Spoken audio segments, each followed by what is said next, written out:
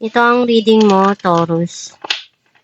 Welcome back to our channel. Naway nasa mabuti kayong kalagayan while watching the channel. Di sadya na reading kayo nang bahalang magpalit-palit ng situation nyo sa reading ko.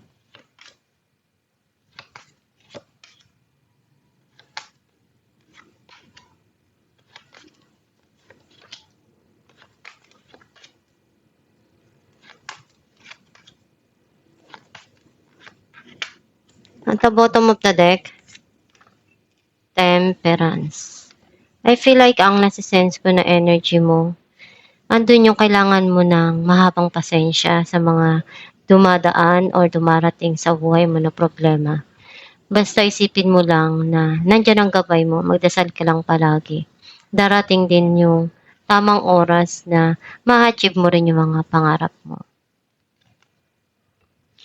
Ang mensahe ng card mo,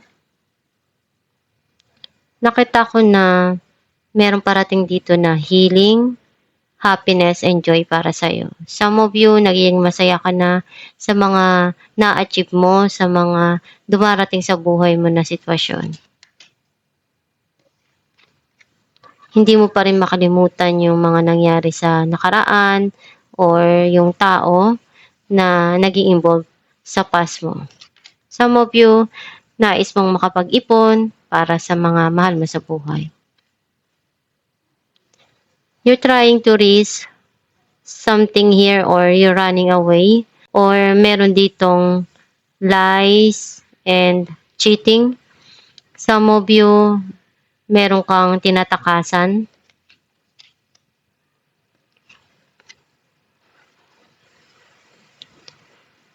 Nakita ko na andun yung may mga desisyon kang pinag-isipan ng maigi.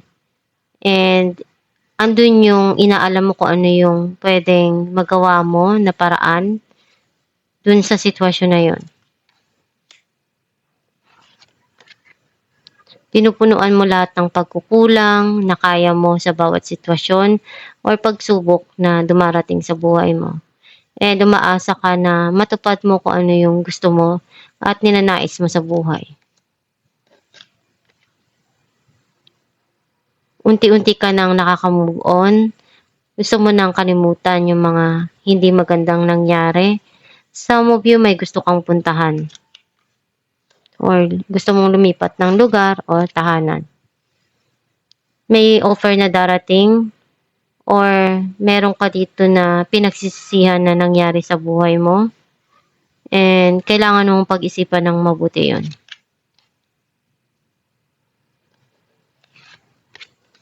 You feel connected pa rin sa nakaraan or dun sa tao. Some of you may obsession and addiction. Maybe something na nagpapasaya para sa'yo na hindi mo maialis sa buhay mo or sa sarili mo. Clarify natin the Sun. King of Wands and Two of Wands. Itong tao na to, very passionate siya. Pwedeng nasa malayo or may pinaplano ka para sa kinabukasan mo. And may hinihintay ka dito na nasa malayo. Gagawin mo ang lahat para sa pangarap mo. Or iniisip mong mag-travel or magtrabaho sa malayo. Unti-unti ka na nagiging masaya at nandun yung nagiging okay ka na rin. Clarify natin ang Seven of Swords. Six of Wands and Two of Swords. Andun yung may mga nangyari sa buhay mo na sobrang hirap at na-overcome mo yun. Napagtagumpayan mo na malagpasan yun. And gagawin mo yung makakaya mo para makapagsimula uli at makuha mo yung pangarap mo. Clarify natin ang the Star. The Moon and the Sun. At the back of your mind, you're keeping something here para sa sarili mo lang. Pinagdarasal mo palagi na maging okay, maging masaya ka. Clarify natin ang Four of Cups. Queen of Swords and Ace of Swords. May mga new ideas, plans na dumarating sa isipan mo. Some of you may inaaral, inaalam ka dito na pwedeng makatulong at makabuti para sa iyong kinabukasan. Clarify natin ang Four of Pentacles.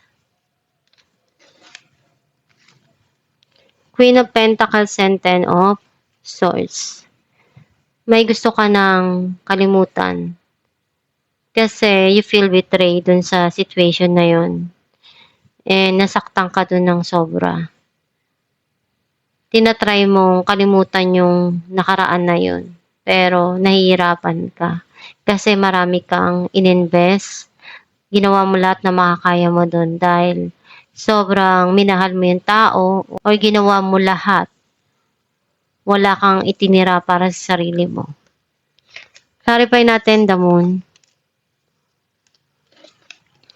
The Star and Six of Swords.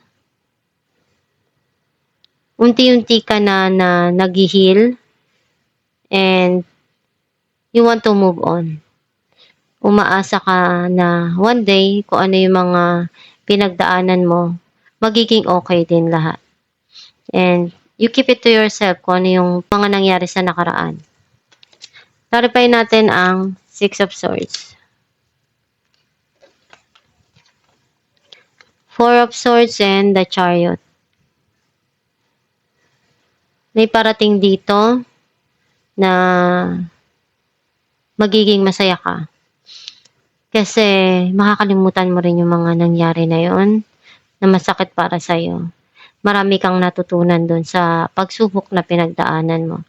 And ngayon gusto mo munang mapag-isa, mag-relax, ibigay yung oras para sa sarili mo na makapag-isip-isip. Clarify natin ang The Devil. The World and Five of Swords. You are manifesting changes in your life. A lot of changes. Kasi may mga sitwasyon na para sa'yo, hindi mo pa rin may alis sa isipan mo. Andun pa rin yung connection mo. Pero tinatry mong kalimutan. At minamanifest mo na dumating sa'yo yung mga gusto mo mangyari sa buhay mo. Alamin natin kung anong mensahe ng iyong gabay.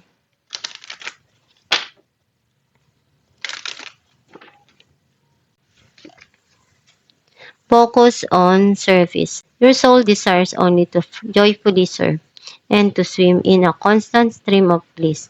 This stream continuously feeds you everything you need. Put your entire focus upon staying in this stream of giving and receiving in every situation, in all that you do. Ang mensahe ng iyong gabay na kung ano yung gusto ng iyong puso, yun yung sundin mo. Kung ano yung magpapasaya para sa'yo, yun yung gawin mo. And binibigay ng Diyos palagi yung mga pagsubok or kung ano yung pinagdadaanan mo sa buhay dahil may reason yun. For you to learn something there na pagdating ng araw, ikaw rin naman yung makikinabang ng mga natutunan mong yun. Huwag ka lang susuko sa mga pinagdadaanan mo. And magdasal ka lang palagi dahil andyan lang ang Diyos Ama to help you and guide you. Kung ano yung gusto mong bigyan ng attention, dun ka mag-focus. At sa tingin mo, magiging masaya ka dun, ipagpatuloy mo lang yun, yung mga ginagawa mong yun. Kung wala ka namang nasasagasaan na nagagawang masama, do it. And huwag ka lang susuko doon sa mga pinagdadaanan mong pagsubok. Pagkos mas lalo kang maging matatag na makuha at gawin yung para sa'yo na tagumpay. And kung ano yung dumarating sa buhay mo, tanggapin mo lang yun. And gawin mo yung best mo palagi dun para malagpasan mo yung pagsubok na binibigay sa'yo. Lagi ka lang na magdasal every time na may pinagdadaanan ka para matulungan ka ng gabay mo ng Diyos Ama dun sa tamang daan or tamang path para sa'yo na ma-achieve mo yung goal mo. At itong yung reading, Taurus, kung nakaresonate ka, kindly comment down below. Thank you for watching.